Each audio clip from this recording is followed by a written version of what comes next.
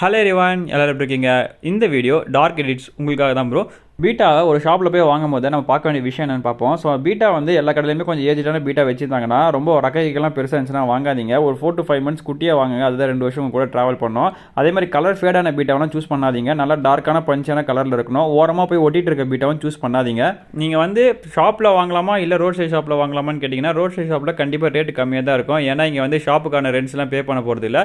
So இதனால் வந்து road சைடில் வந்து ரேட்டு கம்மியாக தான் இருக்கும். எங்கே எடுத்தாலுமே நல்லா ஃப்ளார் பண்ணுதான்னு செக் பண்ணி பாருங்கள். அது கலர் வந்து நல்லா பஞ்சியாக டார்க்காக இருக்கணும். ஸோ ஓரமாக ஒட்டிட்டு உட்காரக்கூடாது. ஸோ இதை மட்டும் பார்த்து நீங்கள் சூஸ் பண்ணிக்கோங்க.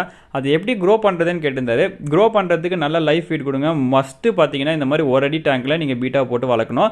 பீட்டா அதோட ஓனர் நல்லாவே ஐடென்டிஃபை பண்ணி வச்சுக்கோம். நம்ம கிட்ட போனால் நம்ம ஃபுட்டு தான் போட வரோம் நல்லாவே அதுக்கு தெரியும். ஸோ நம்ம கூட ஜாலியாக விளாட ஆரம்பிச்சிடும். நீங்கள் அது கூட நல்லா இன்ட்ராக்ட் பண்ணி விளாடுங்க. கண்டிப்பாக அது உங்க கூட நல்லாவே பழகும்.